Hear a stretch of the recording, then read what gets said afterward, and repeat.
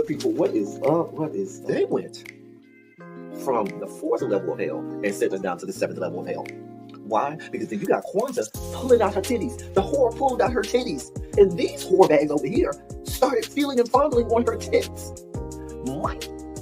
I don't have it to do with you. Girl, you can go over there, rant and rave. Girl, you can shake all your rainbow bright hair all you want, dear one. I'm not doing this. I'm not doing this with you, dear one. I'm not doing this with you, dear one. I don't have nothing to do with you, and I'm done. Baby, you can scream my name from the rooftops from now till Jesus come back. I'm done after this. Introduced to Tick's Meat. Do you see what I see?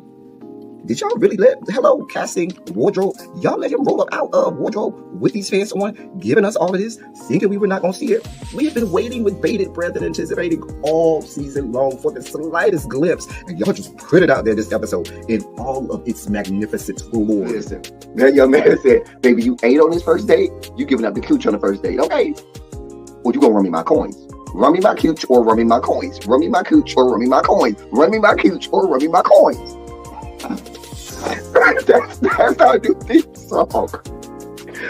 That is the new song. Listen, somebody need to put a beat to that. Run me my cooch or run me my coins. Run me my cooch or run me my coins. This what y'all got going on. Called out Sandcastle. Sand, bitch. Ow. Oh my God, it was so funny, girl. Woo, baby, listen, let me tell you something. This shit started to turn into the precursor for some gay porn. That's what I thought it was. Because Big T is getting all, the voice starting to go deeper and get a little more wet and moist and sentimental and all this shit. And it was real gay at this point. Like, I thought the bitches was going to, I thought Lil Bird was going to turn Big T around and do him like he did Uncle Cliff and do the grease it up with City Lou and ran right in there. It's not a coincidence that Big T started off the conversation by trying to find out if Lil Bird was fucking Mercedes, which he found out it's not. It's also not a coincidence that he would start talking about prison. Why? Because the bitches was probably fucking in prison. Uncle Cliff, you better go get your man. Big T got plans for that. Well, he had it on look like something Big Bird vomited up or something like that. Like, I did not like it. That Big Bird couture he was going for, it did not work. Like the pastor of a gay mega church on Easter Sunday. Okay, it was way too much sequins. He had way too much makeup. Baby, his face looked like Iyanla Van Zandt neckline. Okay, just way too much makeup, clumped in everywhere on his face. Get it together, sweetheart. Like, you're a big girl, so that gives you a whole lot of canvas. So that was a whole lot of makeup, honey. And Rico looked like he was auditioning to be one of the three kings, or he was auditioning to be the main character on Jesus Christ Superstar. Girl, Wayne, did you have on a blue thong or a blue G-string or something? If you did, I want to see it. If you have my DMs, I do want to see if you have a blue thong or a blue jock strap, something like that. I'd love to see it. Anyway, but I liked it with the turtleneck. Now, Troy.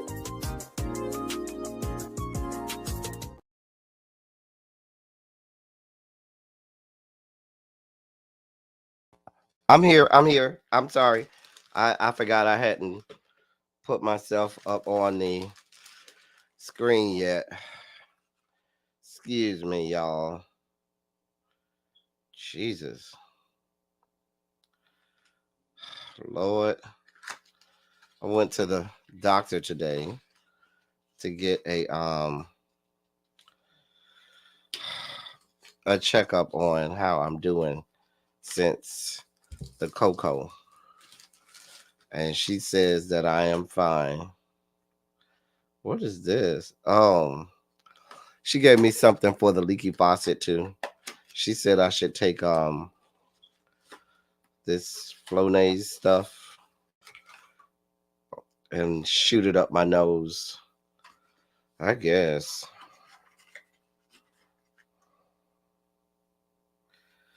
So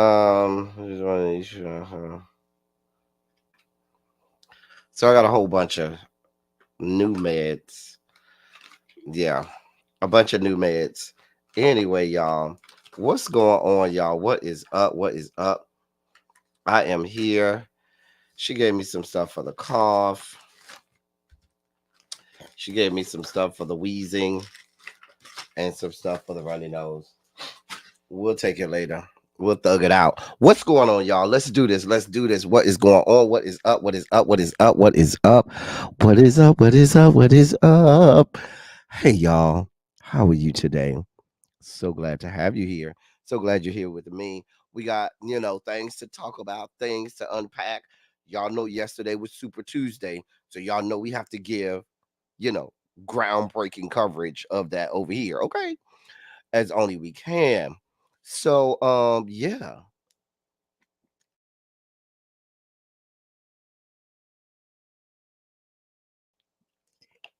How is everyone? My members and the members only chat, because y'all may not know this, but there are a lot of stories that never make it into the dossier because we talk about them and they get unpacked in the members only chat.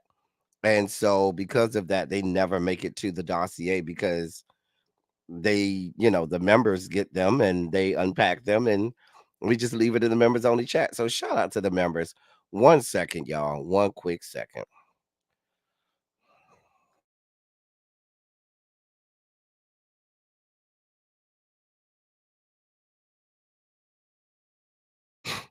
So shout out to all my members. Shout out to all of the members in the chat.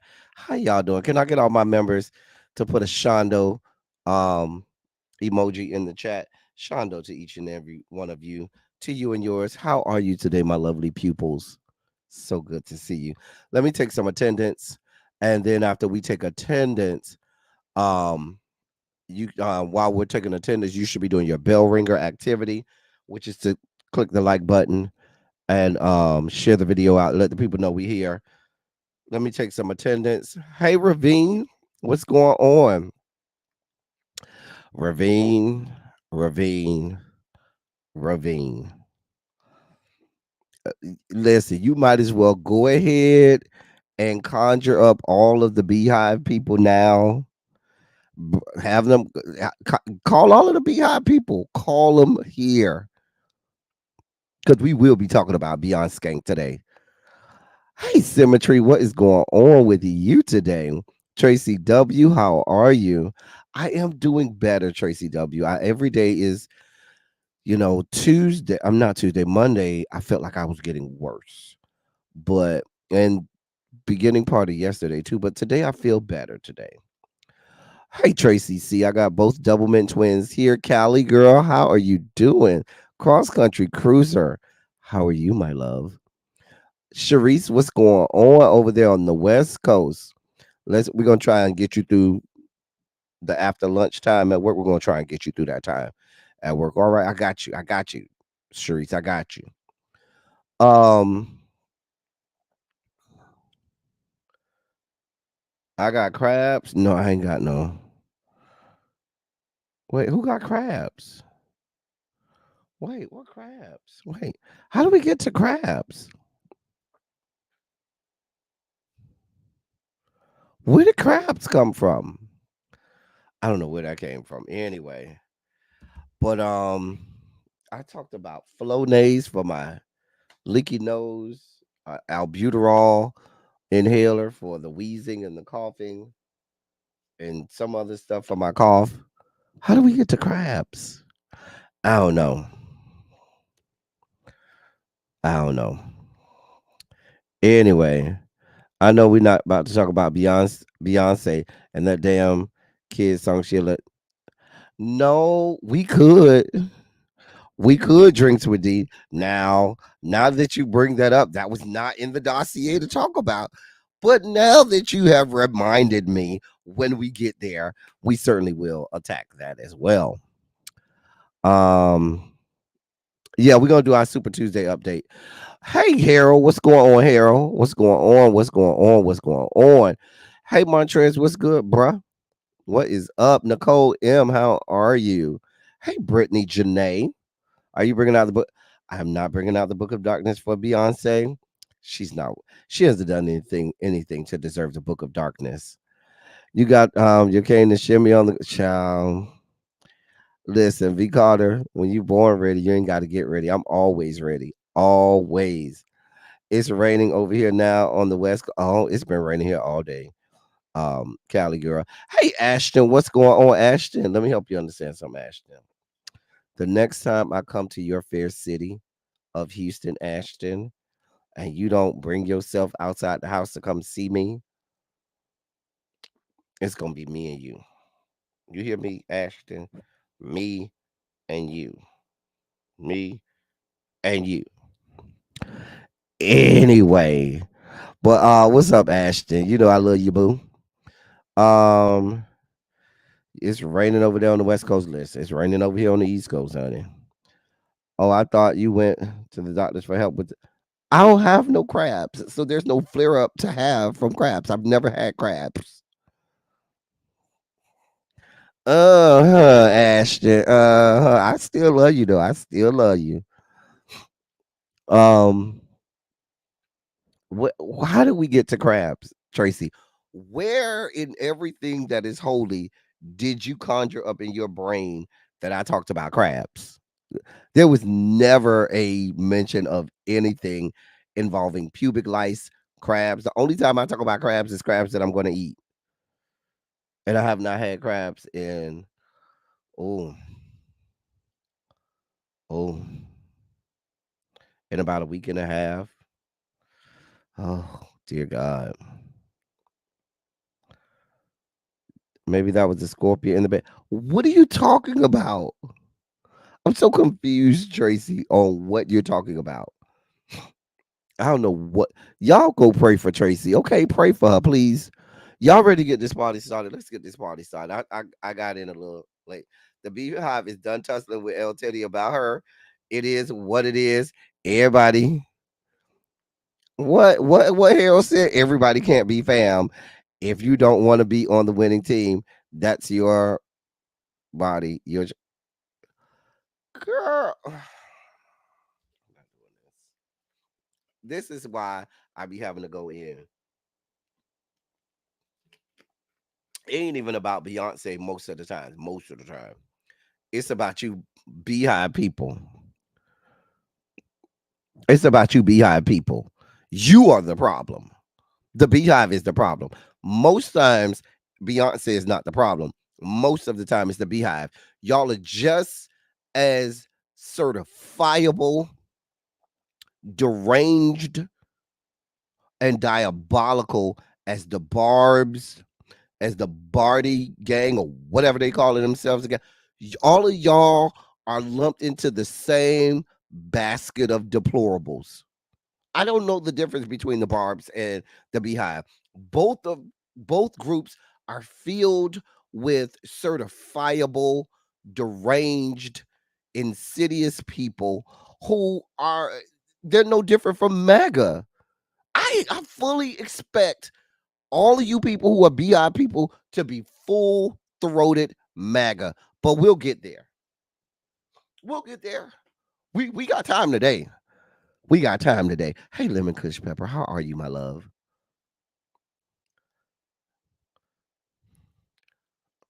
So we'll talk about it because you people are delusional. So when we get to Beyonce, which will be in the second half of the program, we will go there. You will be drugged behind people. Beyonce will get drugged today. So sick of y'all. Hey, Angela, I'm about sick of you BI people. I be over here minding my own thug dizzle. And y'all be over here bothering me. Bothering me. Just bothering me.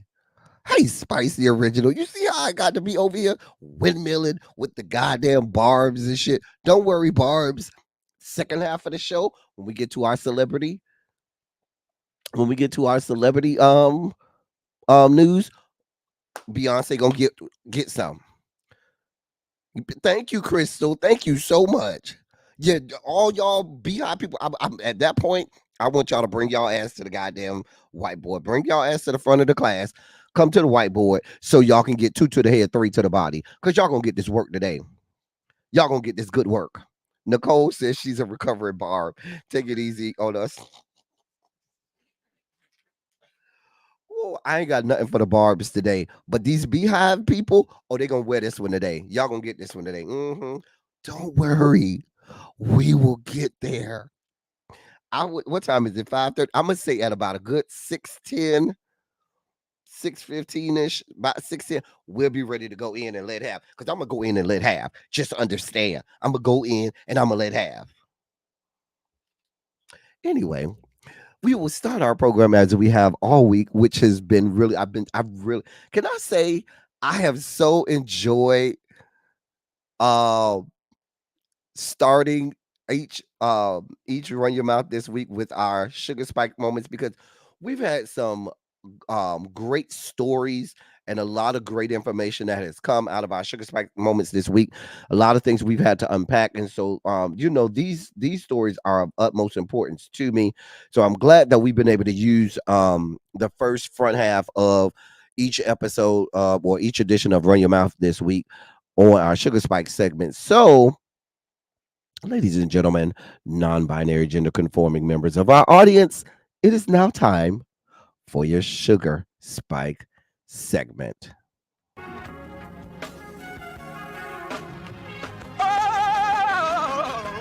Oh God.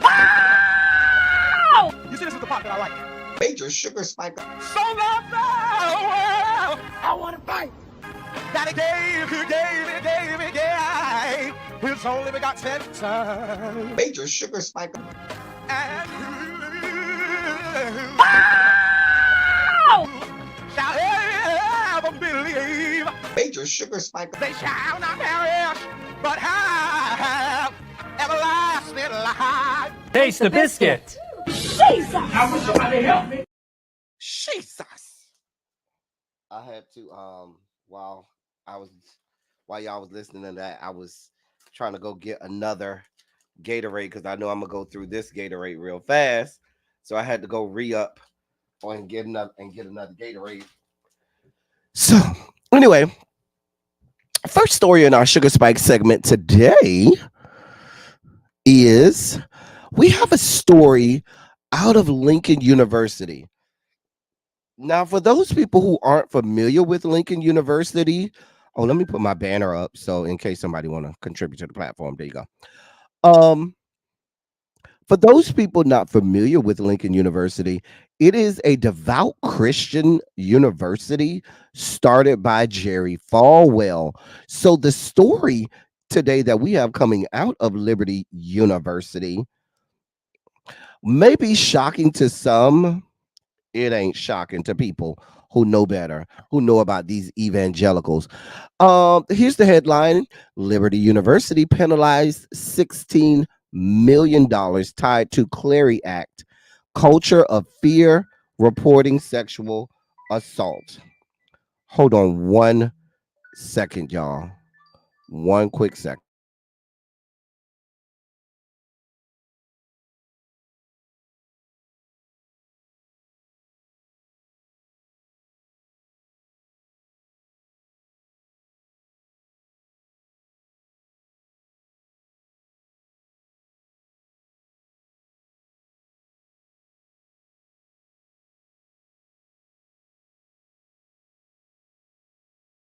Sorry, y'all.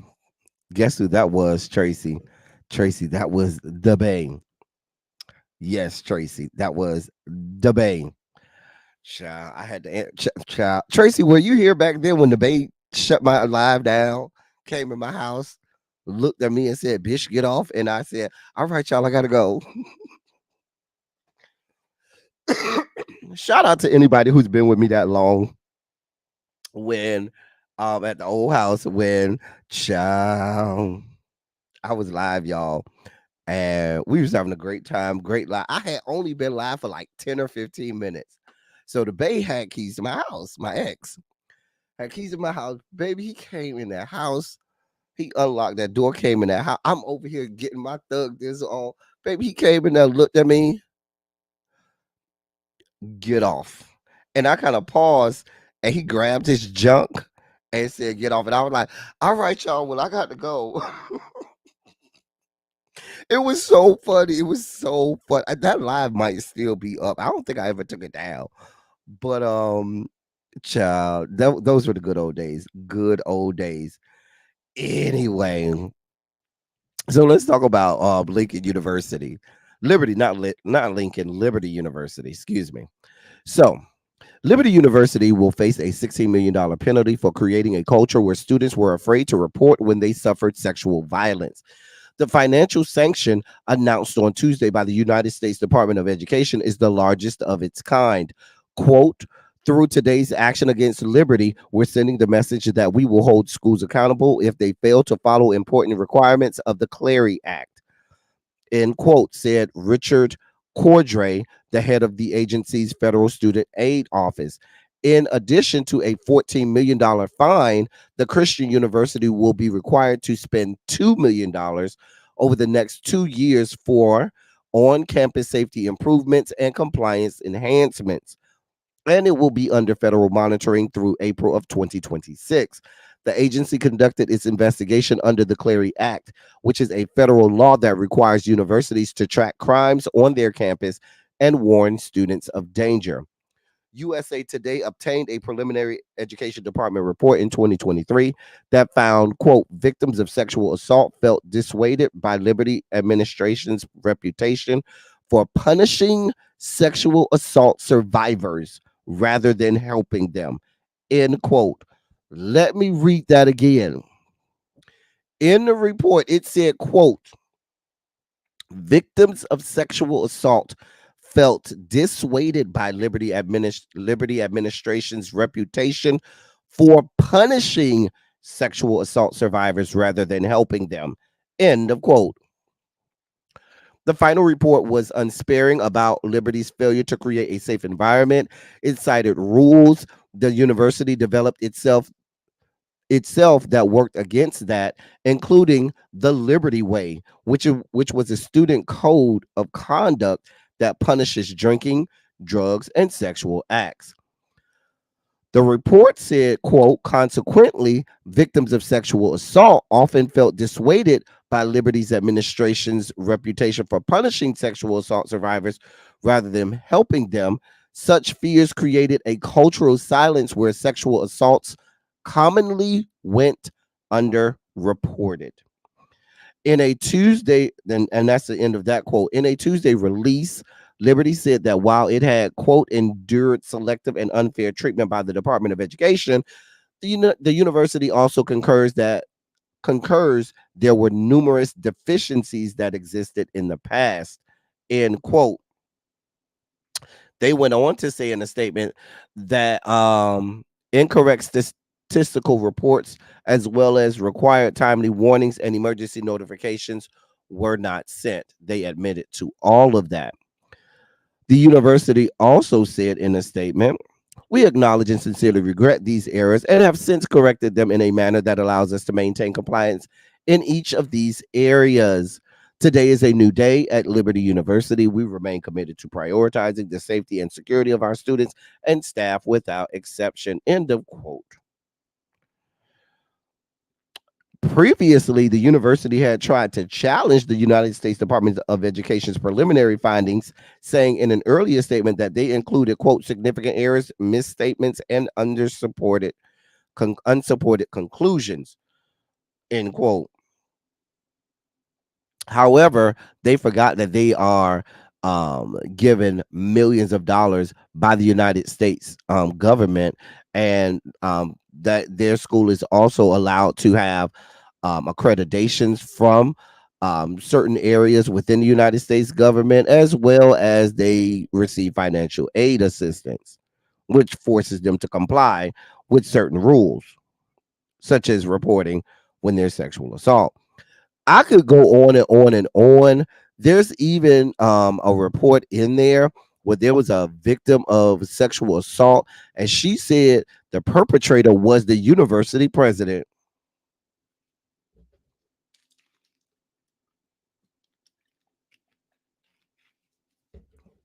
And she said, like many other victims, said what they would do is they would tell these victims that if you speak out on this, or you try to report somebody, what will happen is we'll report because we saw you on your Instagram drinking, or we saw you doing something that's against the Liberty Way code of conduct, and we'll throw you out of school. And so that would make a lot of victims not want to come forward. It's more of the same with a lot of these religious institutions. When you're talking about university, allegedly university president involved in these allegations of sexual abuse and assault, more of this, the same thing happens in the church. Let me see what y'all said in the comment section. Oh, I see some people done came through. Hey, Green Girl. Hey, MVN. Hey, D. What's going on? But all of this is going on right at Liberty University. Now, mind you, Liberty University is the same university that acts all, holier than thou and pious and meek and mild and looks down on other universities and talks about how, godly they are. And there's a whole system and culture of sexual violence and abuse that goes unspoken of. So much so the United States Department of Education fined you $14 million and then made you pay $2 more million so that you could institute the right programs to keep victims from being assaulted and told not to report. Just a mess. But I mean, when you're started by the likes of a fucktard who now probably resides on the ninth level of hell, like Jerry Falwell, what do you expect?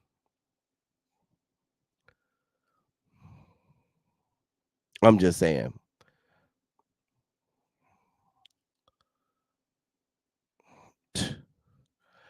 Anyway, moving on. I have no more for these people. Go with God. Go with God. In other sugar spiky news, so this comes out of my great city, of Miami. This is not a Florida man. This is out of Miami. I have to take. I have to claim my city. I apologize. This is out of Miami. I know where that motel is. I think that's that motel over there on 27th Avenue, down from 79th Street. I think it's on like in between 71st and 79th Street. At one of those the motels that you could pay by the hour.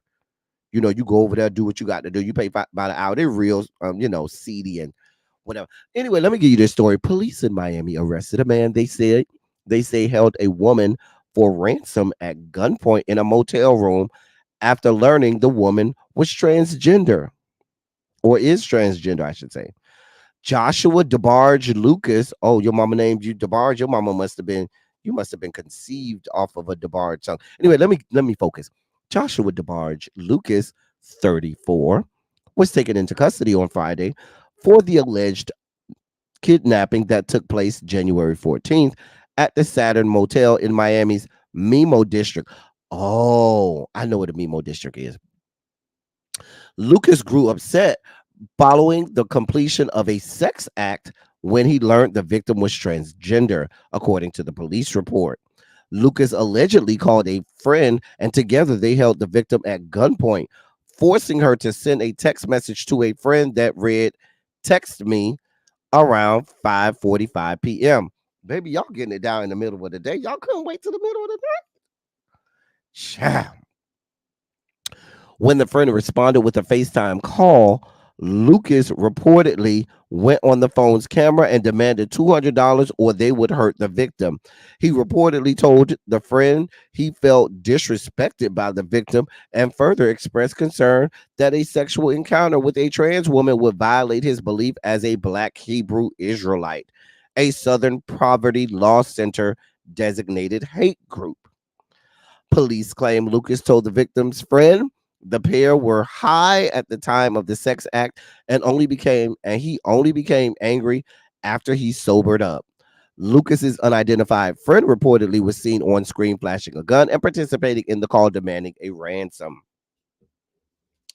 The victim's friend recorded the call, which they shared with the police immediately after the call ended. Police quickly responded to the motel where they found the victim, but not Lucas, his accomplice, who had fled the scene.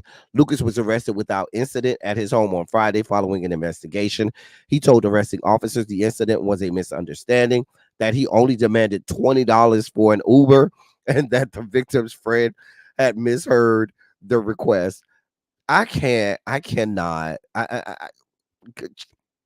Listen. Mr. Lucas. Hey, SJ. Hey, Tanya. Come to the whiteboard, Mr. Lucas. Come up front. Come up front. Let me help you understand something, sir. In the great state of Miami-Dade,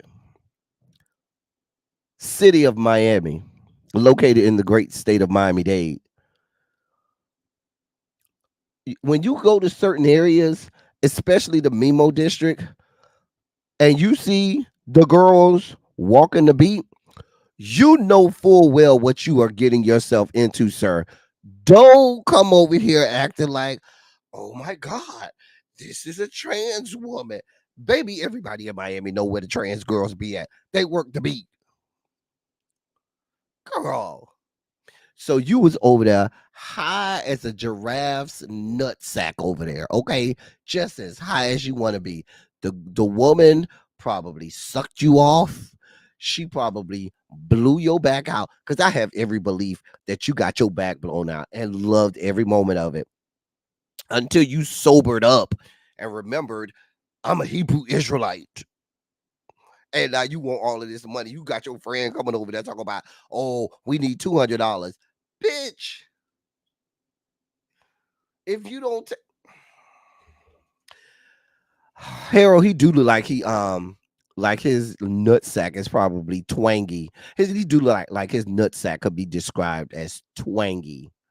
Has a certain twang to it. I'm just saying. I'm just saying.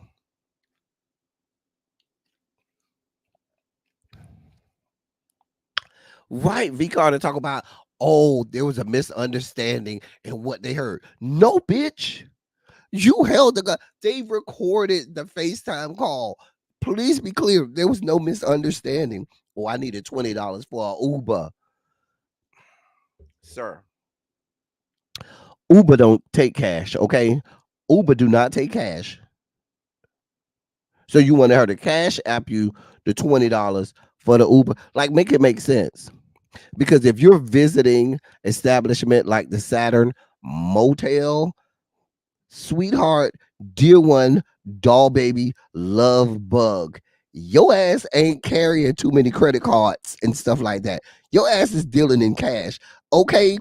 If you're going to get your back blown out, to get your box beat in, to get your womb plunged by my good sisters working a beat, trying to earn a living, I don't think that you are carrying. I don't think most transactions on the beat, are done via Cash App, Zelle, or Venmo, or PayPal.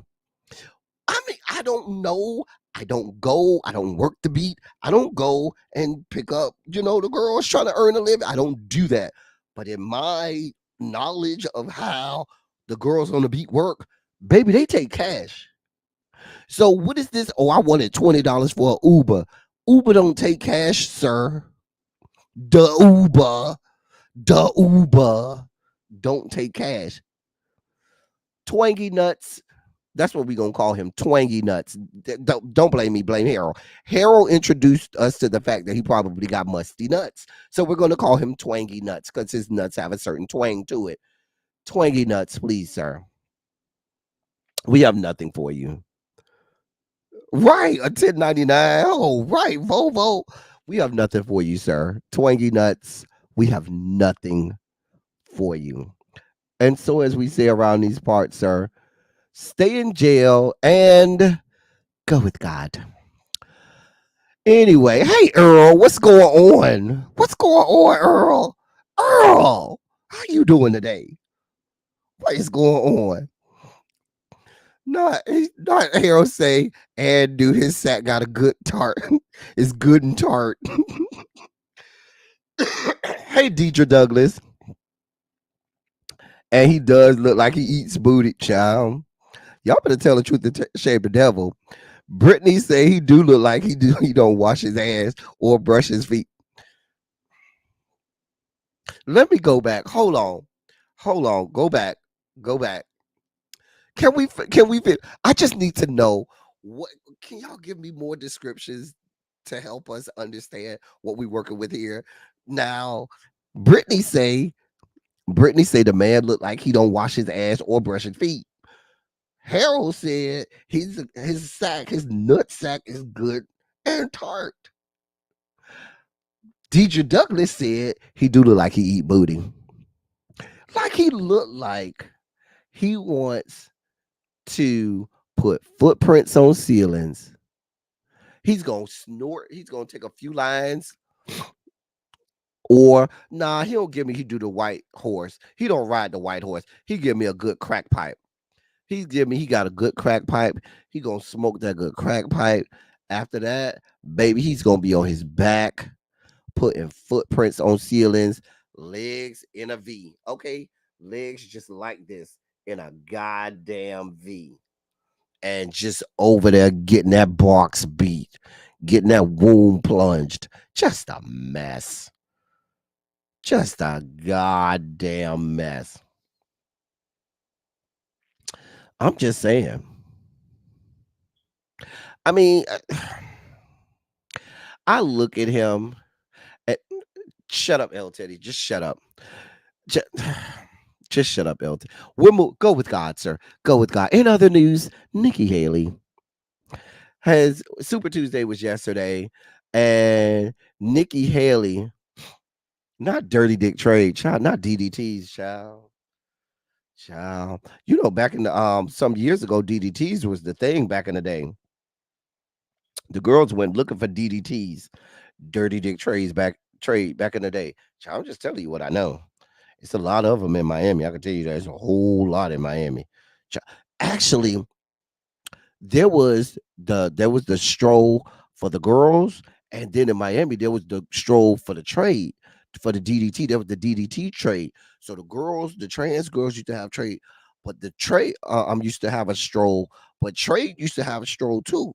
The straight boys, or the boys that was trying to make some money, actual boys, men, and they used to have bodies be fine, all of that.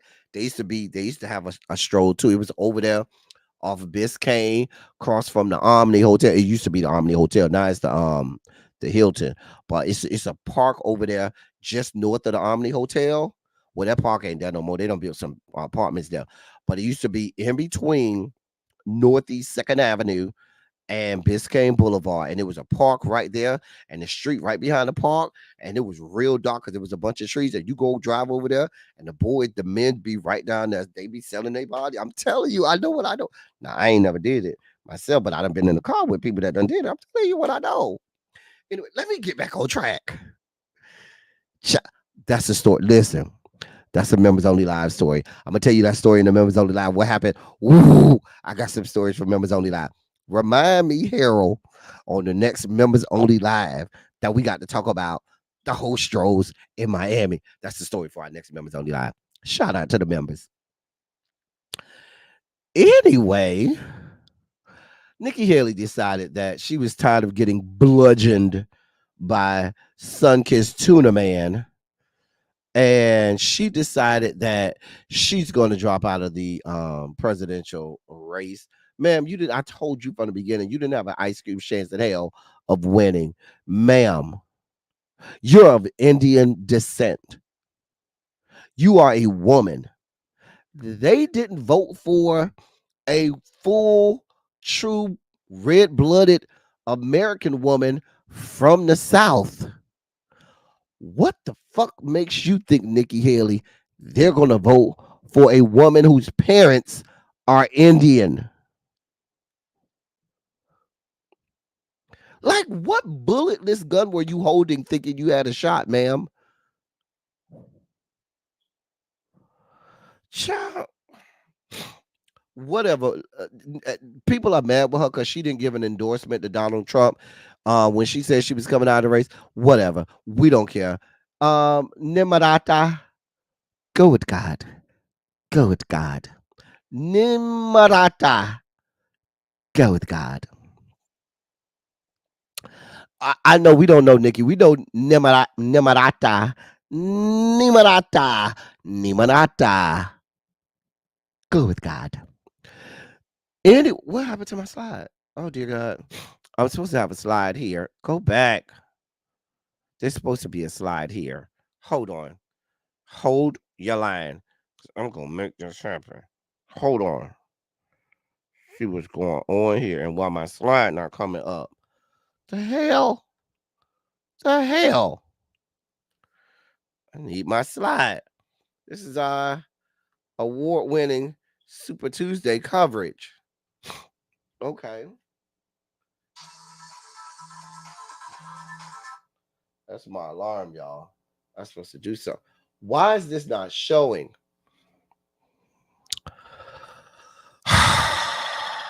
This is gonna upset my spirit, y'all. It's really gonna upset my spirit. Hold on. Try this one more time, y'all. One more goddamn time. Lord.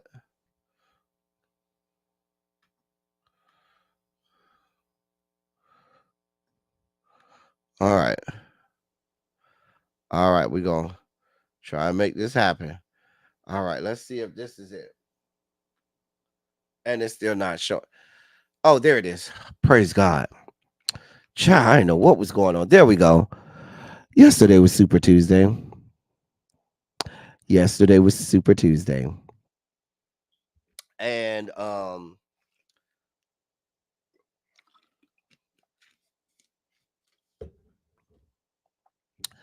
lot of things happened.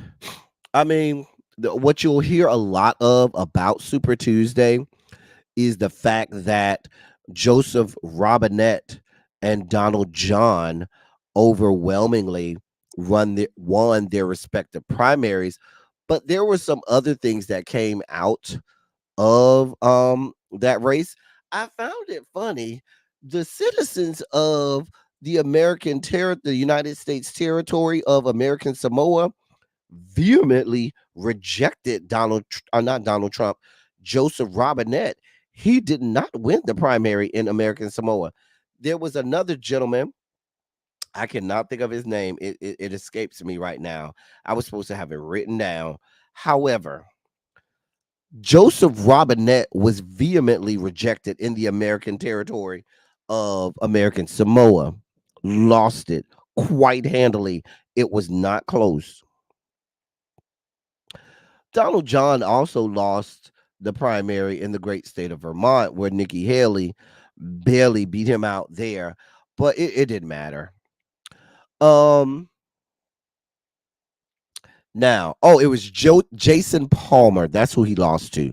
Jason Palmer. That's who he lost to in American Samoa. Had to remember that. Now, here's some other takeaways. In the great state of Minnesota, that's Cam's area. In the great state of Minnesota, where Cam's is, they did the uncommitted vote as well. If you remember when we were in Michigan last week, they got they said it was like between 10 and 13% of the vote.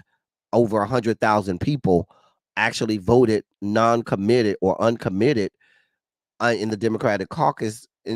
Democratic primary, I should say, as a way to protest Joseph Robinette and his full-throated support of this genocide that's happening over in Gaza.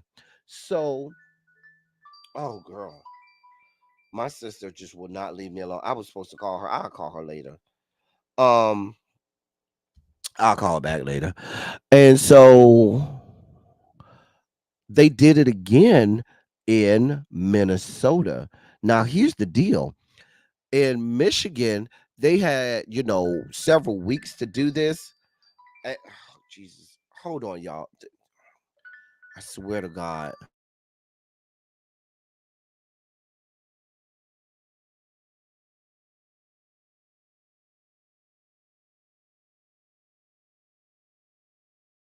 Everybody want to call me today.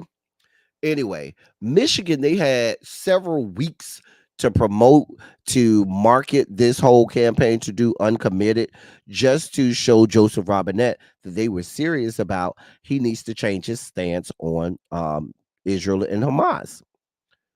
Well, in Minnesota, they only had 1 week. They only had $20,000 to use for marketing. They only had 1 week to do it. They got 20% of the vote. 20% of the vote. Let me say that again.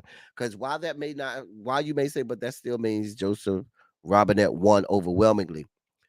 20% of the Democratic vote is enough for him to lose the state of Minnesota, which is a swing state.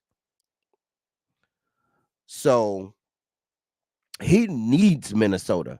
He absolutely needs Minnesota. He will not win if he does not win Minnesota. I'm telling you that right now. He's in trouble of losing Michigan because here's what may happen. What people don't understand is in many states, you don't have to bubble in or punch every single number.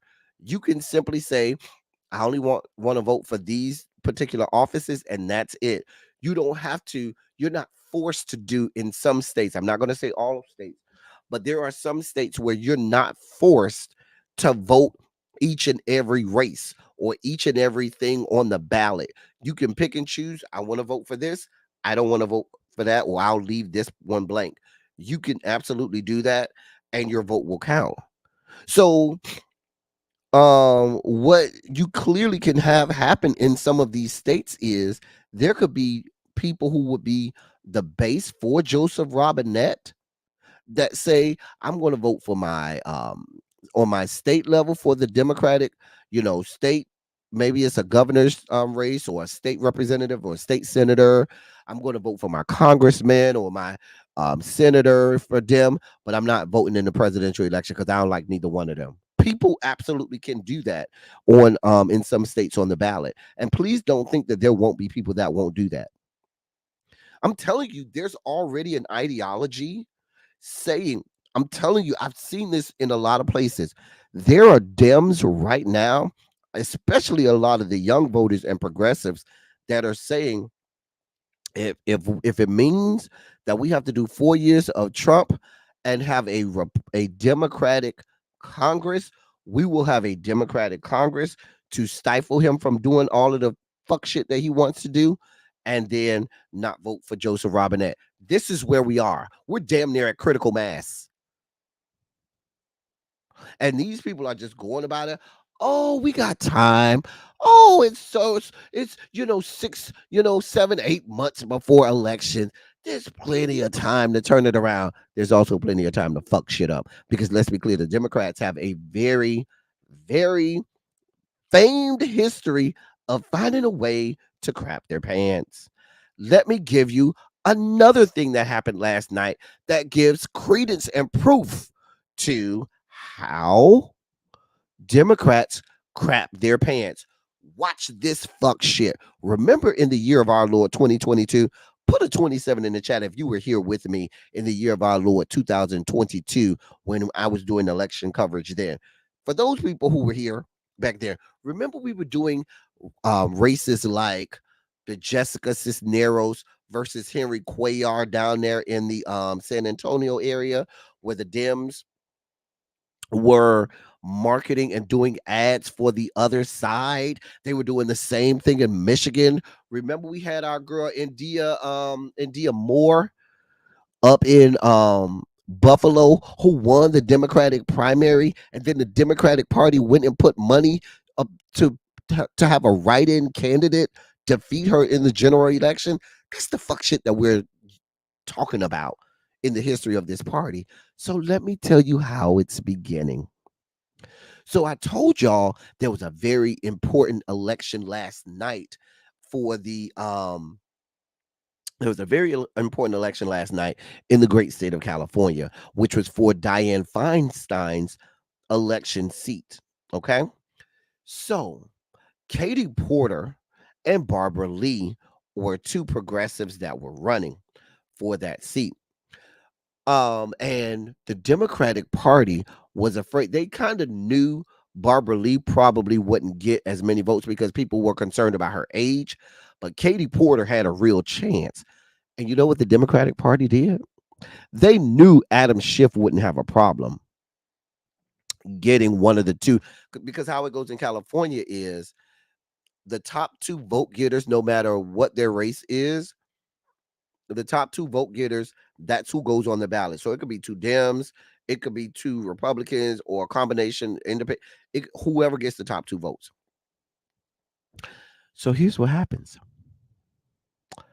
The Democrats put money into campaigning for the Republican nominee for the race, Steve Garvey. Adam Schiff raised a whole bunch of money from the centrist, Democratic Guard and all of their people who have all of that money to back them up. Raised a bunch of money and actually had campaign ads to help the Republican challenger, Steve Garvey, because he was afraid of Katie Porter and the progressive vote. That's what we had going on.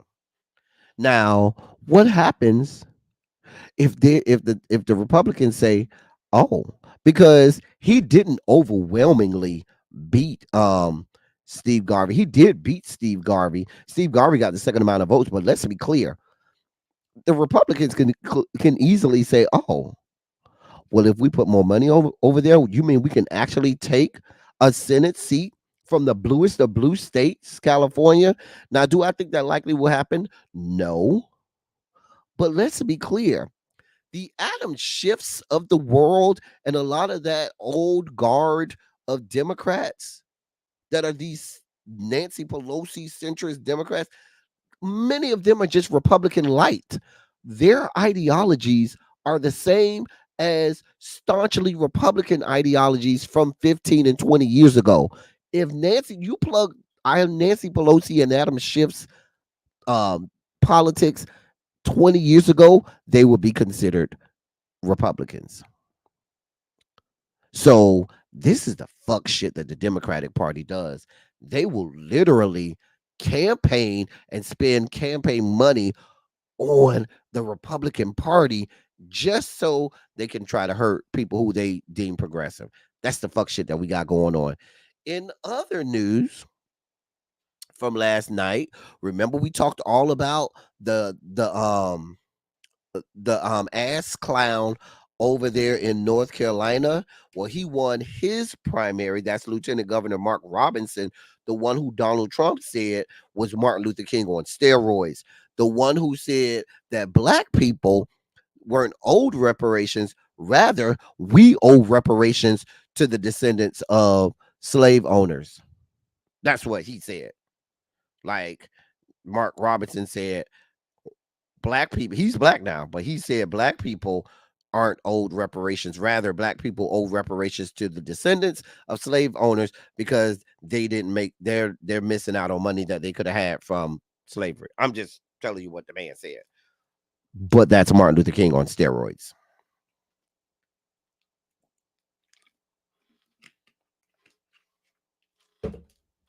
I'm just saying. Joseph Robinette and the Democrats do everything in their power to alienate the younger voters, to alienate the progressive voters. And what they don't understand is their base is moving more toward the progressive side. Their base is moving more toward the younger voters. If you can't capture the younger vote, you're going to find yourself with Donald John as president when January 20th of 2025 rolls around. I'm just telling you what I know. Just telling you what I know. So that was another takeaway from last night. I found that the Adam Schiff spending money on a Republican was sickening to me.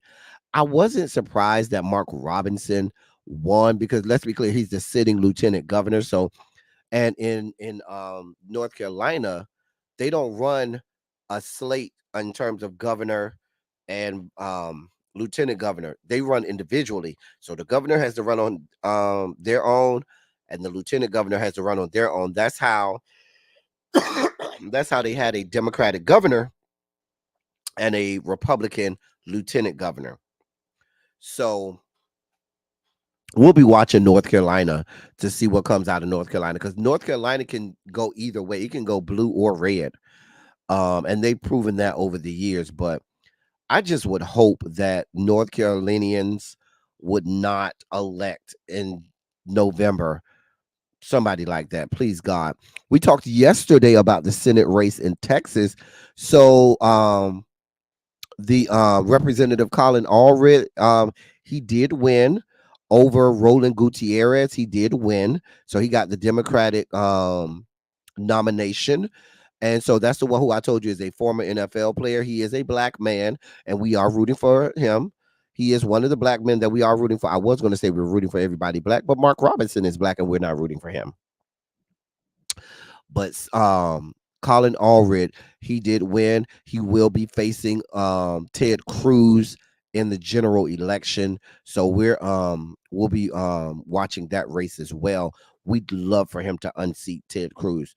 Beto O'Rourke could not do it. No, I'm sorry. Beto O'Rourke went against John Cornyn, not Ted Cruz, not Rafael Cruz. So we'll be looking to see how that Texas race goes. We'll be rooting for Colin Allred. And those are some of the big things from last night. We'll be unpacking a lot more things from last night. Progressives took some L's last night. Progressives did take some L's last night. That does not bode well for the general elections. While centrist Dems see that as a victory, that doesn't bode well for elections, because you're going to have the double-edged sword from progressives feeling disrespected in and all of the people that they wanted to win in these primaries that didn't, coupled with this Israel Hamas stuff. You're going to have a lot of people feeling disenfranchised and may choose not to go and vote. I'm just being honest. Anyway, y'all know we'll keep you posted and we'll keep you up to speed on that. I'm going to forego this story. I'm going to save this story for tomorrow. I really want to unpack this, and I'm not going to have time to unpack this. This is a black woman who's now this black woman is now going to be paid $4 million. Why? Because an armed SWAT team used an app to locate a stolen phone, only to find out they had the wrong house. So instead of doing real detective work, they relied on was it the Find My Phone app? One of those apps. Instead of doing real detective work, busting this woman's house. It was the wrong house, and now they owe this woman $3.76 million. We'll unpack that tomorrow. I want to take some time to unpack that because this is a mess in the great state of Colorado. Colorado, y'all have been in the news a lot lately. We will also take some time tomorrow to unpack this story about the bus driver who had 42 kids on the school bus. He lit the school bus on fire and kept driving. Oh yes, you heard me. School bus driver, 42 kids on the bus, lit the school bus on fire and kept driving.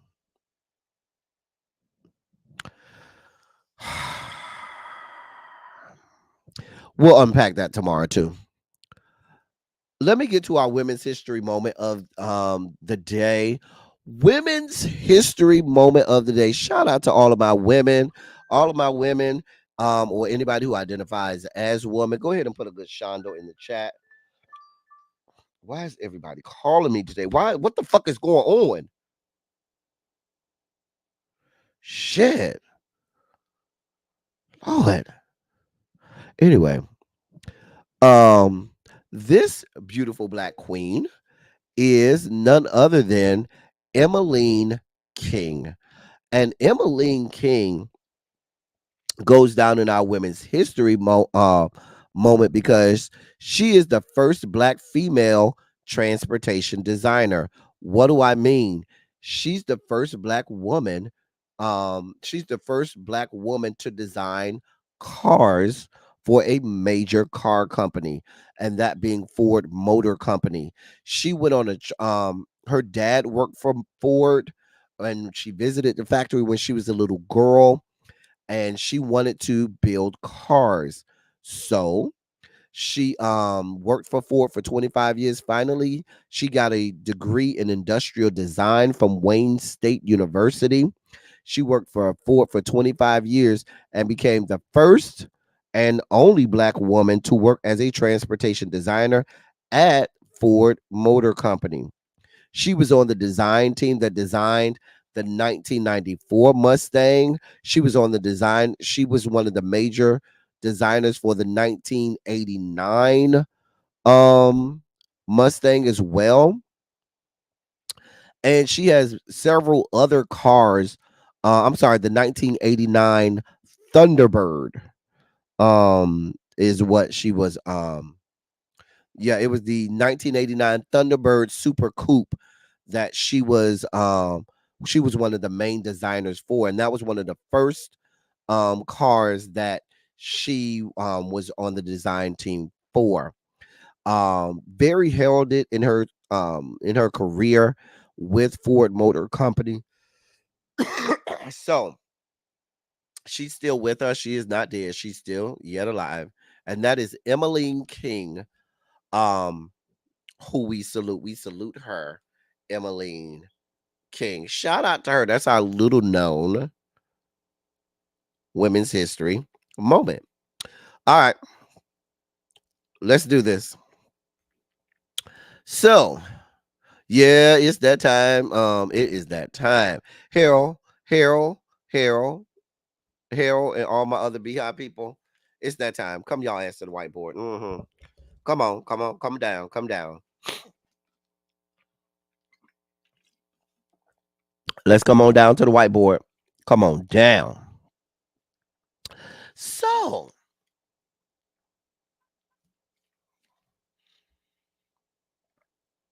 now what you see on the in the middle, the white stuff, that's Beyonce's perfumes and stuff like that. Not we out. Harold, ain't no we out. You can't go nowhere. What you see on the far right is a New Zealand skincare company, TWYG, who is saying they feel like Beyonce stole their design for their makeup or whatever that is, cologne, perfume, makeup, whatever it is. Let me read this for you. Beyonce is once again facing theft accusations after a few TikTok users accused the singer of copying the packaging of a smaller skincare brand based in a southwestern Pacific country almost 10,000 miles away, and using the same design for her recently launched secret, maybe. I'm going to say that secret hair care line. The package designer of the New Zealand company TWYG has now voiced her concern and frustration, feeling that Beyonce appropriated her original design without acknowledging the effort her team invested in creating it before she allegedly stole it. Thousands of people tuned into TikToker Billy Sam as she aimed to draw attention to B Bottlegate, with several videos on her profile page. The social media influencer compared both brands' bottles and showed how similar they look. She also noted that TWYG had been out for at least a year before Beyonce's new line launched in last month, saying in disgust, quote, "I don't understand why celebrities think that because a brand they think we don't know has something that they can use, we're not going to find out." End of quote. Other content creators, another content creator who took issue with the packaging being similar stated that she actually did a story last year on the company that made the original packaging. Quote, "You can't tell me they don't look identical." End of quote. In addition to the TikTokers taking exception with the singer turned beauty maven's choice of packaging, people in the industry, including the actual designer of the abstract art influence bottle, took exception as well. Amanda Gaskin, the founder and creative partner at Sea Change, the company responsible for the unique packaging of the TWYG skincare line, took to LinkedIn as her platform of choice to address the matter. She not only put the 32-time Grammy winner on blast, but shared with her peers how disappointed she is to have a superstar represent her creation as their own. Um, let me see here. At the end of February, Fiona Glenn, a beauty brand strategist, attempted to spark up the conversation about the similarities online. She said, quote, the first image is newly launched. I'm Sered, Secret. I'm going to say that's Secret. The hair care brand from Beyonce. The second image is a New Zealand-based skincare brand, TWYG, which I shared on a work WhatsApp group back in November. There's a stark similarity. Let's be honest, both are aesthetically pleasing, impactful, but horrifically over packaged. She went on to say there's a good chance that the packaging similarity is a coincidence. However, it's proof that it's harder than ever to launch a truly different product, and IP is increasingly difficult to defend. Defending IP or receiving fair recognition for being a first mover is even more difficult when the challenger founder has 319 million followers just on Instagram alone. Listen, y'all, I don't need to go no further. What do y'all think? Sacred. Oh, it's pronounced sacred. Oh, okay. Y'all see, I don't know. Do it look alike? Do y'all think that Beyonce, I don't, let me start here. I don't feel like Beyonce had anything to do with the design. I'm just going to start there. I don't think she had anything to do with the design. I think there's probably a team of people, a marketing team, fashion design, or packaging, whatever the name of the people. I think there's probably a team of people that worked down to the company that made the skincare line and did all of that. So while I don't think Beyonce is the person that actually made the design, but you got your name slapped on it, ma'am. And when you have your name slapped on it, ma'am, you got to take responsibility. That's how this works. You can't come out and say, well, I didn't design it, because you gave full throated, this is my skincare line. That's what you said. That's what you said. So if it's your skincare line, then the TWYG people have every reason to feel some kind of way. Just like the people on that cartoon have every reason to feel like you stole the beat, or you stole the little guitar riff from that cartoon, that Canadian cartoon, for the Texas Hold'em song. You're a thief. We're just not going to sit here and ignore the fact that every time this woman puts out an album, every time this woman puts out anything, she has no, she has, I shouldn't say no, but every single time there's always something that has been, borrowed, or, oh, I didn't think they would have a problem, or, oh, it should be okay for me to use this. Girl, you be stealing people's shit all of the time. And the Beehive people who are all delusional, the Beehive people who have on these rose-colored glasses that don't want to hear no different, come right out and give full throated, oh no, it's Beyonce. She would never do that. But she's done it on every project she's had. Every single one. Now, while I'll admit this may not be your fault, it goes down, it further gives credence to those of us that think you're a whole ass thief.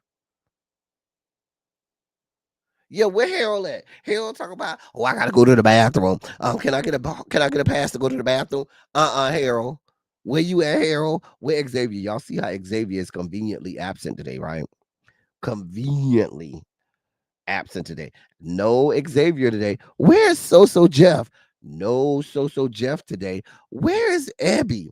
No every day. Where are all the Beehive people? Where are y'all asses at? Because y'all asses either get radio silent when we have to call this hooker out when she be stealing stuff from people, or you get delusional and deranged in the mind and certifiable and try to explain away how this is not a problem.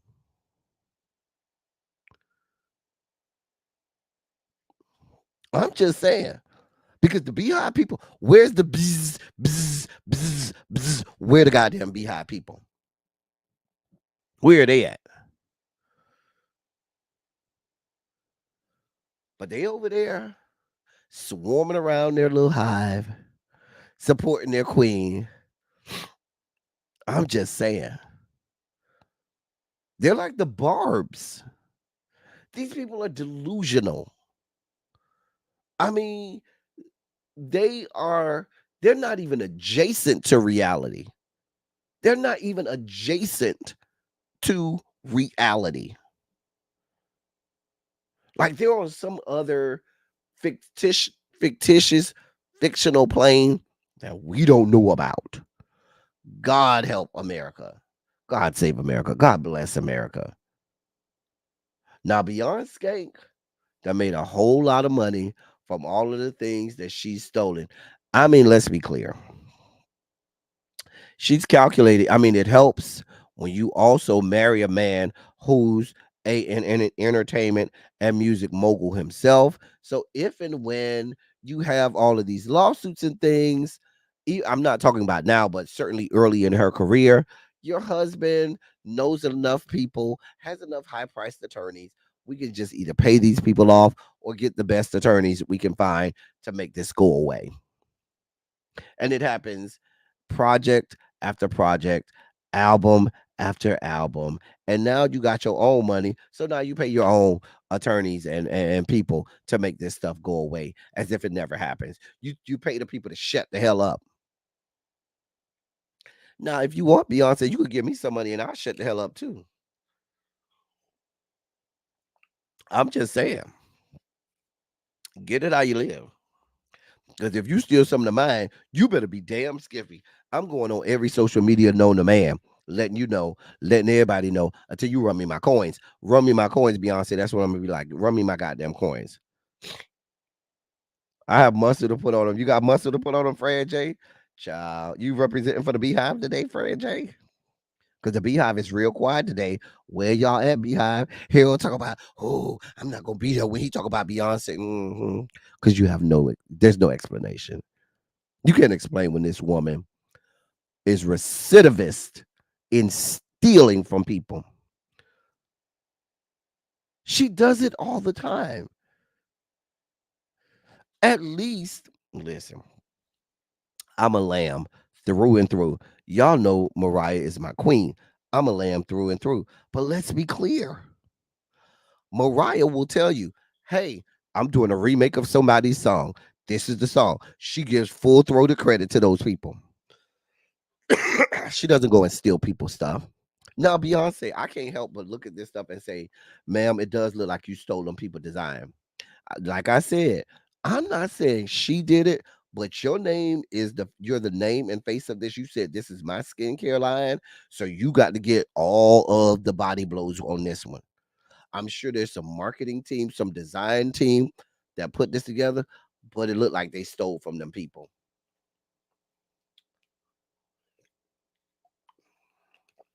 That's what it looked like, Beyonce. Hey, Really B. Really B, what time you going live? Um, ma'am, you steal people music. Now you stealing people design for they cosmetics, wear and all of this stuff. Baby, listen. You just stealing everything. I don't know what to tell you. And notice we real quiet. The Beehive people all are conveniently absent today. I don't care. We still gonna call Beyonce what she is. She's a thief. Just saying. Shoot. You even stole. Okay. You even stole Diana Ross's storyline with throwing people out of your group and then putting new people in your group and then going solo. Child. Is there an original thought anywhere in you Beyonce? Is there any originality? Any? You just started bleaching your skin and everything. Girl.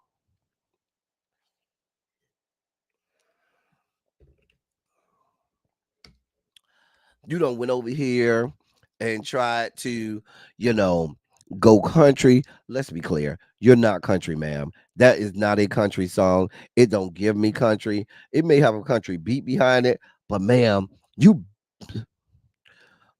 I started to say you barely do good R&B, but you do mediocre. You do all right R&B. But girl, you not gonna expect for me to think you finna do some good country because you're not a country artist. There's a certain country twang that goes with country. There's a certain there's a certain inflection in the voice. There's a certain sound to country music. Ma'am, you don't have that. You don't have that. I'm just saying. Jay-Z is a Gordy, Berry Gordy. I'm just saying. And these people over here, like, oh, Beyonce has revolutionized country. No, she hasn't. She's done something different, but that ain't country. It's just Beyonce single with a country beat behind her. That ain't no goddamn country. She's doing cosplay. But I'm just saying, who am I?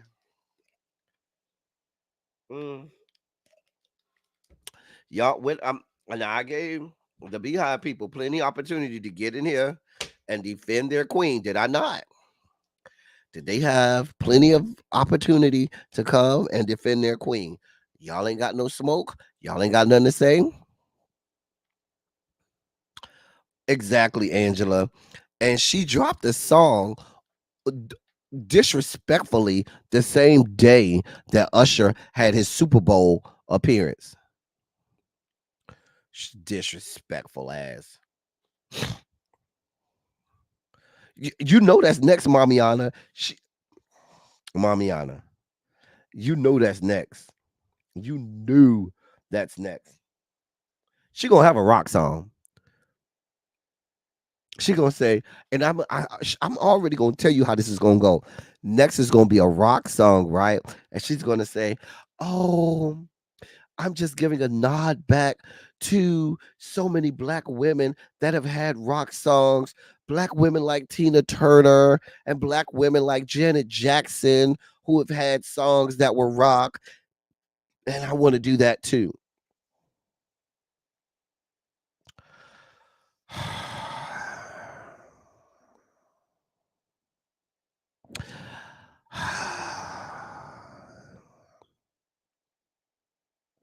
I'm just saying. Moving on. Beyonce. Oh, that's Act 3. Volvo thing. Okay. Thank you for letting me know. After that, what we doing next? Opera? We doing opera next? I'm just saying. I'm just asking. Where's the gospel album? We doing a gospel album too, Beyonce? That's what they're gonna do, a gospel album. Ciao. You can see that too, Beyonce. Oh, I'm telling you how this go. She gonna be on stage with the guitar doing like Janet used to do when Janet used to be in front of the man playing the guitar, going like this with the hair, flinging the hair and shit. You like Janet used to do on Black Cat. I can see it now. You can see the blonde hair, bleached skin, leotard she gonna have on. I'm just telling you, hair flying in the wind. Some white man playing the guitar, I'm just telling you how this gonna go. I'm just saying. Green Girl, we put in the members only chat, we put a link to several great black country artists that's doing a thug dizzle over there and not doing cosplay like Beyonce. Beyonce, I ain't got this type of time. Ma'am, go with God. Go with God. Go with God. She can get Lenny Kravitz to play guitar. Don't do that to Lenny. We love Lenny over here. We loves Lenny. So, Doritos might end up like Bud Light. Now, if y'all remember, Bud Light had a whole situation where Bud Light had what's the guy, the trans the trans woman that was doing the Bud Light commercial, and Bud Light got all that backlash from the MAGA people. Well, listen, Doritos had a deal with a trans influencer, and when people found out, they got backlash and they done backed out of the deal. Let me read this. Doritos has parted ways with a Spanish transgender influencer. This after old controversial tweets resurfaced and sparked calls for a boycott. And this is just like Bud Light. 24-year-old Samantha Hudson, who recently appeared in a new ad for Doritos out in Spain, was put on blast this week by right-wing or right-leaning ex, formerly Twitter users, amid her first promotional plug for the chip brand, calling out an alleged social media post where she reportedly declared a desire to do inappropriate things to a 12-year-old girl when she was 15. I'm trying to do the math, but she was 15, and I don't know. Let me keep reading.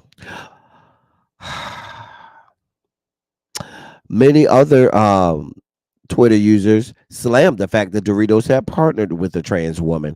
Samantha wrote the inappropriate post in 2015, which has seemingly been deleted from her account, but which got screen grabbed and shared online.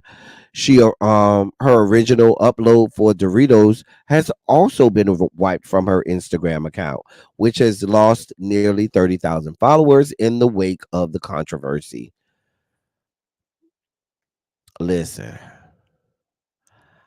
they already have the hashtag boycott Doritos out there, because they're like, why are you promoting someone who, when they were 15, said they wanted to do something sexual with someone that was 12? I, I, I don't, I don't know what y'all want from me. I don't know what y'all want from me. We know what this is about. This is all about the fact that this is a trans woman, and they don't want no parts of a trans woman having anything to do with a major brand. We saw it with the Bud Light situation. We see it again here. I mean, I'm with you, Angela. I'm trying to make sense of it. If she was 15 and the girl was 12, I don't, they could have been in middle school together. I don't, I'm not gonna fight. I'm not gonna even get in the middle of that. But we know what this is about. This is nothing to do with that. It's Dylan Mulvaney. Thank you, Tracy. This is everything to do with the fact that they want no parts of this trans woman being no parts of being a spokesperson for Doritos. Now the ad aired first in Spain. It didn't even get over here. You know, if it had got over here, you knew how them people would have lost their goddamn minds over here. You knew. Listen, Doritos. The America's not ready. I don't know about Europe, but America's not ready. Hey, Crispies, what's going on, my love? How's everything over there in LA, Los Angeles? I told you, Crispies, I'm coming there next month, first weekend of April. That is NBA player for the Miami Heat. That is well, I can't think of this man's name. Haywood Highsmith. Jesus, I couldn't think of that man's name. Haywood Highsmith. Now, he had a car accident where he hit a 21-year-old. He ran into a 21-year-old man. The man ended up having to get his leg amputated and have a whole lot of other things medically happen. And this happened on February 6th. After he had left the game, they had played the Orlando Magic, I believe. So he was driving 45 miles per hour in a 40-mile-per-hour zone, which ain't that bad. It was only 5, miles over. And he hit a gentleman by the name of Alexi Pino. and he also hit another car from behind. Documents say that the victim sustained a partial amputation on his right leg, as well as a compound fracture to his left leg. The police say they believe drugs and alcohol were not involved. They don't believe drugs and alcohol were involved at all. But Haywood Highsmith was still issued a citation for careless driving. The following night, they had a game the following night. He did not play in that game. And as you can see there, they video footage came out today at the scene, and he, is as you can see there, nearly brought to tears there when they tell him, or when he sees what he did and what happened. And there's video of it, and he's very emotional in that scene, in the video footage. So listen, you got to be careful. Now they're saying it probably, they have a GoFundMe set up for the victim, that has already raised $34,000. Now let me help you understand something, Haywood Highsmith. Sir, you are a sitting player in the NBA. You make a lot of money. If you know you are directly responsible for this man's amputation and his medical bill, why don't you just pay this man? You got it. Listen, I think you owe it to pay it forward. Just go ahead and put it in in some type of account. Here's a cool 250 grand to cover all of your medical bills and medical expenses and all of your mental anguish. Because let's be clear, if you don't think a civil lawsuit is coming, sir, Harold, Harold, I know he did not bring his ass in my goddamn chat conveniently after. I know Harold. Hold on, let me go. I know this mother is Harold. I know. Wait, see what we got going on here. Harold. You know what? I got something for you, Harold. I got something for you. You get some of that. You get them good 10 seconds of time out. You get that good 10 seconds of time out. Gonna roll your ass up in here after we go through the Beyonce. Oh, I'm back. Harold.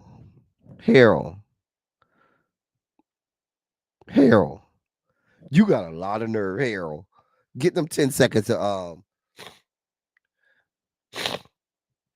get that 10 second time out. It was only 10 seconds. But you get that 10 seconds of time out. You like it. Gonna roll your ass back over here. Oh, I'm back. Y'all done with Beyonce? Okay, I'm back. Girl. Tracy, you see what we got going on over here? Y'all see what we got going over here? Crispies. Do you see what we got going on over here? Lord.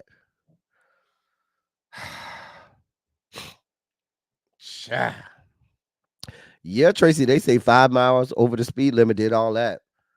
So, but I just think that you owe it to that man. Go ahead, put it in a little, trust fund or something in an account.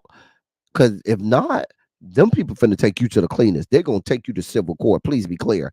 So, as a gesture of good faith, you should go ahead and say, bro, don't even worry about the medical bills. I got this. Matter of fact, here's a trust fund.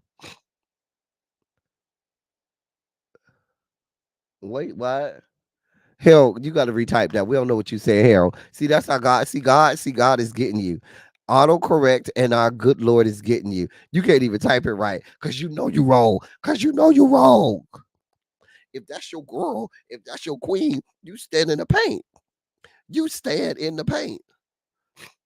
Because let's be clear, Harold. If we want, we could go back and discuss. We could go spend another 15 minutes on her and her thievery. God. Listen, Haywood, you need to go get them people that money. Otherwise, they're gonna get you. They're gonna get you. Anyway, so y'all, the people are looking forward to this documentary coming out. Quiet on the Set, The Dark Side of Kids TV, where they're supposed to spotlight Nickelodeon. I think they're doing the Disney Channel as well as several other um um platforms that have kids television, and how there's a long history of child molestation, sexual abuse, and all types of other dark, seedy things. It's supposed to come out on the ID channel, but it's supposed to stream on Max on March 17th. We're gonna watch it. We might do a review. I might do a review. It's supposed to be a 4-part series. Y'all know every now and again there's certain documentaries I like to do reviews on. And so yeah, I'm looking forward to it. One of the Nickelodeon stars has already come out and said, yeah, he's gonna be on there talking about he has claims of child molestation. Drake Bell. And he says while he was on Nickelodeon, he was a victim of child molestation. So we're looking forward to it. To go behind the curtain and see what they got going on. The fact that y'all had these kids here, where are the parents? That's my question. Where were the parents? I always ask that question in these situations. Like, where were the parents? Anyway, go with God. You can't wait for that. But what about waiting for Beyonce? Harold, where were you when we were talking about Beyonce? You can't roll your ass up in here, Harold, now, and you all up in the chat commenting on everything. But when we was over here talking about Beyonce and we was calling for you and your ass wasn't here, you know what, Harold? You know what, Harold? Tracy, just give him another 10 seconds. Give him another 10 seconds, Tracy. Just give him another 10 seconds. Anyway, CBS has greenlit a black daytime soap opera, which will be the first black daytime soap opera in 35 years. They used to have an old one, what was it called? Generations or something like that. But CBS is greenlit. And now let me help you understand some greenlit. Um, um, CBS, nobody's watching daytime soap operas no more. I mean, unfortunately, our grandparents and stuff that used to watch it, many of them are dying off. Some of them are, have, Alzheimer's and advanced stages of Alzheimer's, stuff like that. So they don't know what they're watching anyway.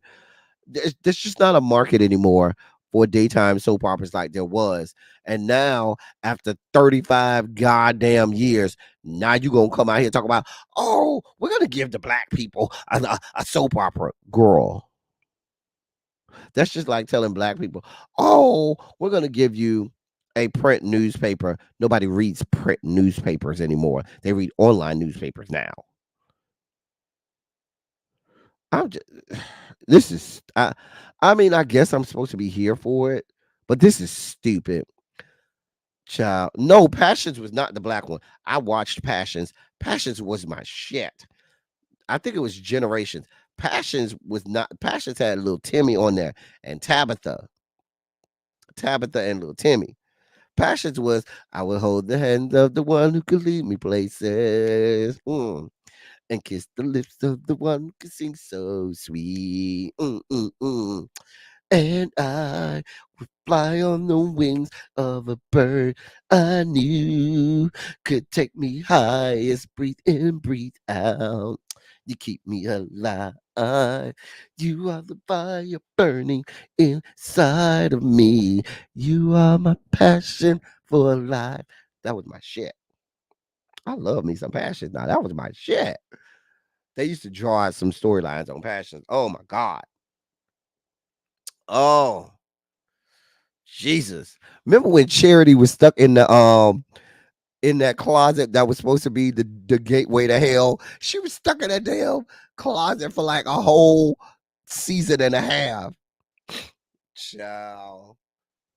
It took like half the season before Father Lonigan got over there to try to help her get out of the bowels of hell. Just a mess. Just a mess. But I loved it. Passions was my shit. Listen, that was my shit.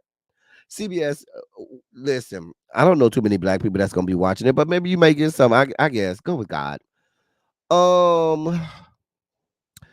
DL Hughley is going to continue to have his foot on Monique's neck. I don't blame him. Hi, Deidre Douglas. Thank you for becoming a member. I thought you was already a member, but um, make sure you hit me up if you're are you in the members only chat? Any member that's not in the members only chat, please let me know, so that we can have you added to the members only chat. You don't want to miss the members only chat. Anyway, so DL Hughley is on record saying he'll never forgive Monique for reigniting the rift between he and his daughter. I mean, um he said, here's what I will say. Whatever was said wasn't for me. Whatever was said opened up a wound in my daughter that we're arguing about right now. I've never had money all my life, but the love of my children I'll always have. And when something jeopardizes that, I could never forgive you for it. I love my children, and to feel like I couldn't protect them, and then that plays out over and over, it's something I won't forgive you for. My daughter is so angry with me, she hasn't spoke to me in weeks. End of quote. Um, yeah, I listen. I said at the time, she had no business bringing up that man's daughter and stuff like that. She had no business. If you got a problem with him, go at him, talk about him all you want. But when you start bringing up people's children, that you gonna have some issues. You gonna have some issues. So I see y'all got smoke for DL Hughley. The people say they don't see it for you, DL Hughley. I'm just telling you what the pupils say. The pupils say, go with God. That's what the pupils say. I tried to help you out, DL Hughley. The pupils said, go with God. I mean, it could be a case of two horrible people. Both of their asses can be horrible and deplorable. Oh, well. The pupils said go with God, and I echo. Can I get some go with God emojis? Yeah, the pupils say go with God. What do you want from me? Oh God, Jesus God, Jesus God. Why, Lord? Hey, kiss my cheeks. Oh God. Oh, this man. Oh. RuPaul says he and his husband are in a open marriage. They've been in a relationship since 1994. That's all I have. I don't care. They got married in 2017 after 23 years together. I don't. I could give a shit, RuPaul. I don't care. You listen. This is gonna trigger me and take me down the road. I don't want to go on because y'all love RuPaul. Y'all see it for RuPaul. I could have some real choice words for RuPaul and my real thoughts on him. Because let's be clear, the cosplay that he tries to do on his show, trying to be black adjacent, when you really, the entirety of your whole career and life wanted nothing to do with black people, you can kiss the entire fattest part of my asshole. You can kiss the fattest part of my asshole. That don't but see, I don't want to do that because the young girls and the young gays, oh, they don't know that side of RuPaul. They think, oh, he's such a great, that's Mother Ru. Oh, da da da da da. When in all actuality, he don't want no parts of y'all black asses.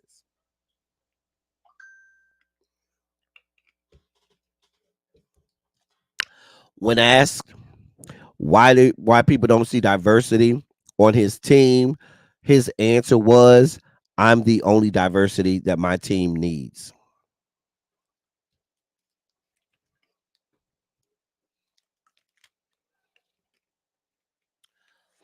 He always touts, oh, I lived in Atlanta, but you forget to mention the part When you lived in Atlanta, you lived in the white areas of Atlanta. You frequented the white gay clubs in Atlanta. You wanted nothing to do with the black people, the black clubs, the black gays. You've never had anything to do with black gay people. You've never wanted anything to do with black people, to be honest. Let me, no, y'all get me off of here. Child, kiss my cheeks. I'm gonna have to do a whole expose because it can be educational, because it's so interesting how if you only know part of someone's story and that's what you base it off of, it masks the whole thing. And the problem is the part of the story that a lot of the young kids know is a whole ass cosplay. It's a whole put on.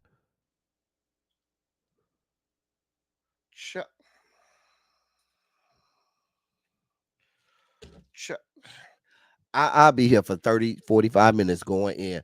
We're going to have to break this down. Y'all remind me, we're going to have to break this down. Deidre Douglas, he's worse than Billy Porter. Much worse than Billy Porter. Billy Porter is not even in the same stratosphere as RuPaul is. RuPaul is on a whole nother plane, way past Billy Porter could ever dream of being. But we'll have to break that down. We'll have to break that down. That's something we're really gonna have to break down one day. I'm glad y'all brought that to my memory. We'll do that. So wait, I'm missing a slide.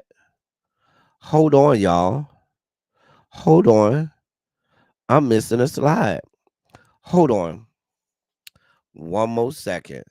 I know I ain't do that because we got to go back to, because Harold don't want us to talk about Beyonce, but we got a story that pseudo involves Beyonce.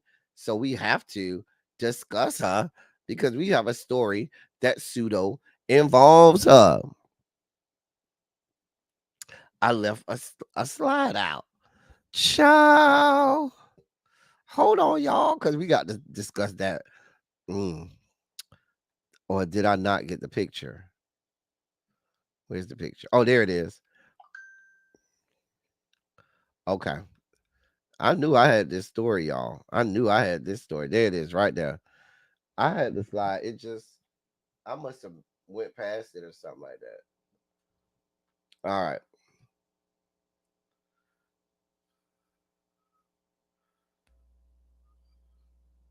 All right.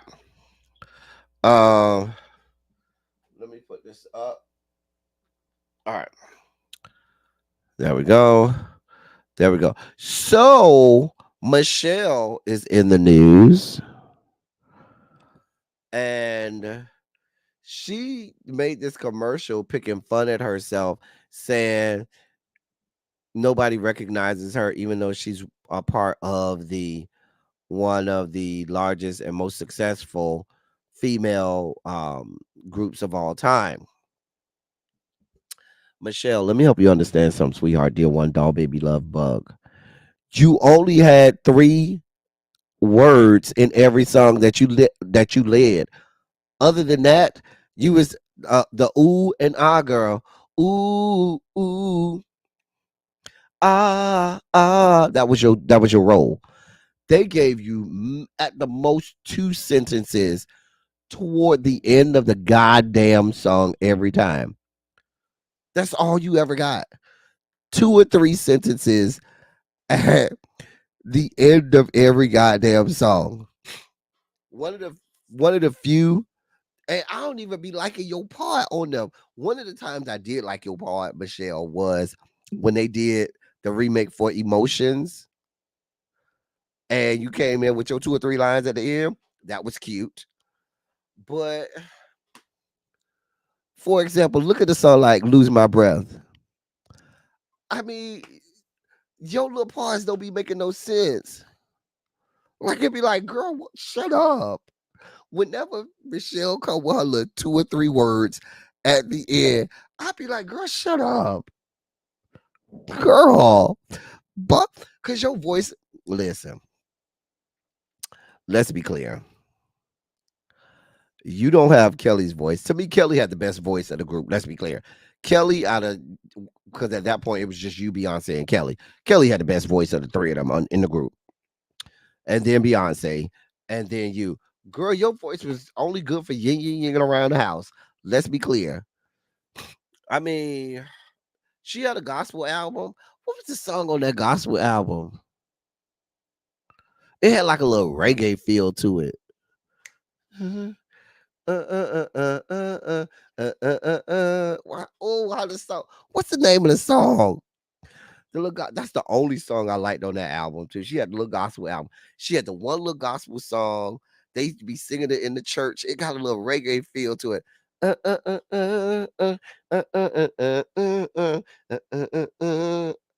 Shit, I can't think of the name. Oh yeah. Spicy. When Jesus say yes, nobody can say no. When Jesus say, that's the only little song. And even that song, girl, you wasn't singing like that, girl. You was just yinging around the house. Girl, we do not care. Go with God. Moving on. Ja Rule says that he's Team Diddy.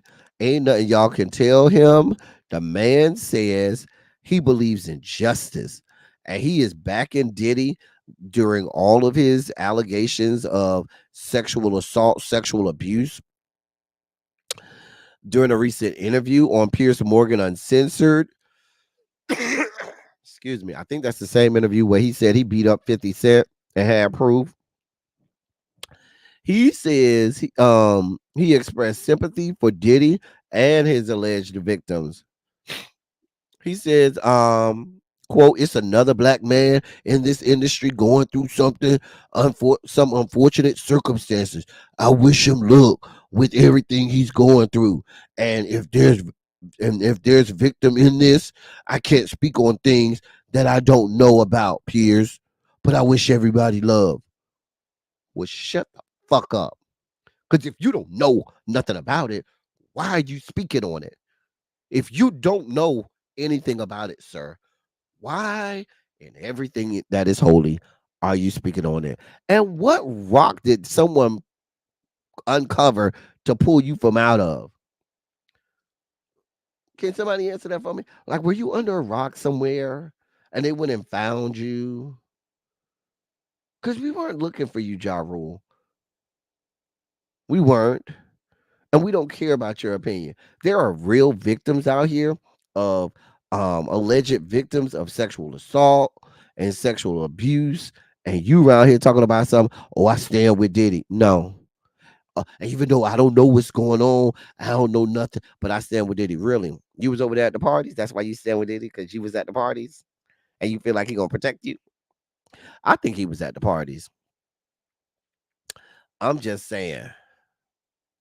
Wasn't there an alleged story that didn't we cover that story where the old security guard for Diddy said that Diddy and Ja Rule was in the hotel room together? I'm just saying. Wasn't it Ja Rule that security guard said was in the room when he went in the hotel room? You know, him and Diddy was in a towel, or somebody was naked and somebody had on a towel. Wasn't that Ja Rule and Diddy? Ja Rule, we know you was at the party, sir. It's okay. It's okay. Listen, Ja Rule, if I went to the party and you was at the party, please be clear. I would have gave you everything you wanted. You could have got everything. Listen, I ain't gonna even lie to you, bruh. When I tell you, sir, that your eyes would have been as good as rolled back, listen. When I tell you your eyes would have been as good as rolled back,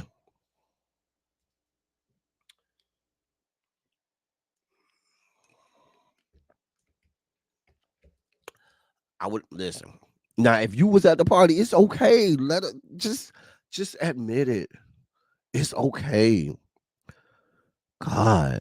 And if there are all of these alleged tapes that Lil Rod said that Diddy had, baby, we want to see these tapes.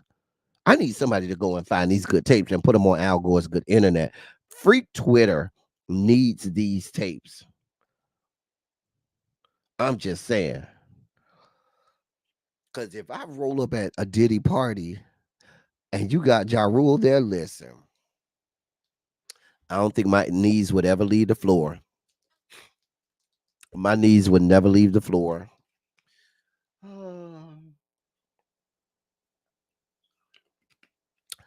I'm just saying. Oh, oh, um, child, they'll be around here calling my mouth a daycare. Child, the way they'll be calling my mouth a daycare, too many kids will be lodged up in my tonsil. Shut up, L. Teddy. Shut the hell up. Child, girl, be calling my mouth a whole ass daycare. Child, girl. I'm just saying. You let me put how many of y'all feel like he was at one of the at the parties? Put a 27 in the chat if late 90s, early 2000s, when Ja Rule was at his height, Diddy was at his height. If you believe Ja Rule was at the Diddy parties. I mean, put a 27 in the chat if you feel like he was at these parties. You can't tell me he wasn't at the parties. You can't tell me he wasn't. Getting it down.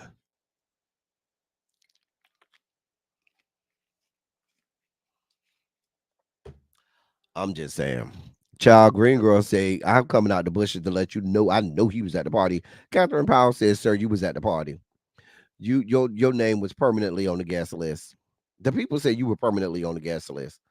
I'm just saying. Why you think he giving this full throated support to Diddy? Now, put a one in the chat if you roll up at Diddy's party and see Ja Rule and you decide you're gonna stay at the party. Would you stay at the party if Ja Rule was at the party? I just want to know. I think somebody gifted you a membership, Mamiana, the other day. Put a one in the chat if you see if you go to the Diddy party, because y'all going. If you get invited to a Diddy party, you going. I don't care who you is, you going. I'm saying before there was allegations of all of this. If you get invited to a Diddy party, I don't give a shit who you are. Your ass was going. Put a one in the chat if you decide you're gonna stay. If you walk in, you see Ja Rule, if you're gonna stay. If you walk in and see Ja Rule and you want to leave, put a 27 in the chat. I just want to know because I feel like y'all would stay. I know I would. Anyway, listen. I'm trying to get my appetite back up. So I'm gonna try and go get me something to eat today.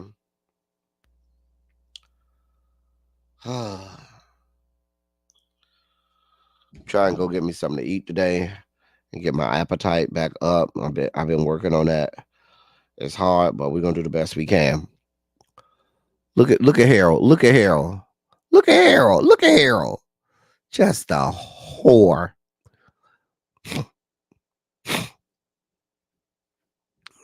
Anyway, that's the whole dossier today, y'all. That's all we got today. That's all we got today. Listen, y'all.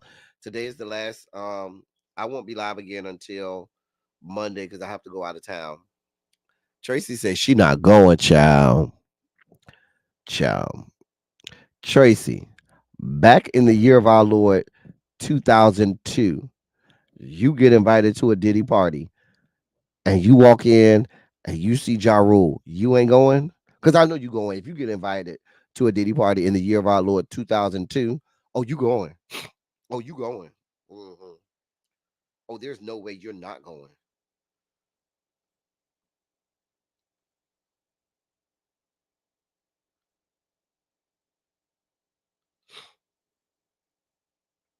There's no way. There's no way you're not going. Anyway, y'all, I'm going out of town this week. I'm going home. I'm going home. I'm going home to the place where I belong. Who's saying that? Daughtry. That was Daughtry. Yeah, I'm going home. So, anyway, as I always say, I love y'all. I love on y'all. Thank you all for being vocal, present, and active. Thank you for doing what you do. Thank you for any and all contributions that you make to the channel. They are much obliged and much appreciated. I thank y'all for holding me down this week while I was infirmed, helping me get through the cocoa.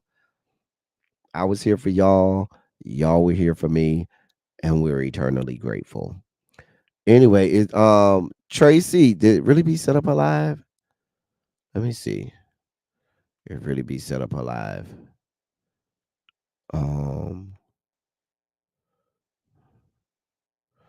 see if really be set up this good live. So I can send y'all over there.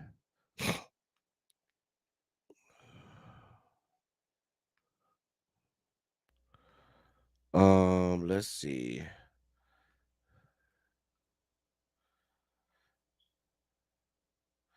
I love you too, Tracy W. I love you too. Y'all know I love y'all.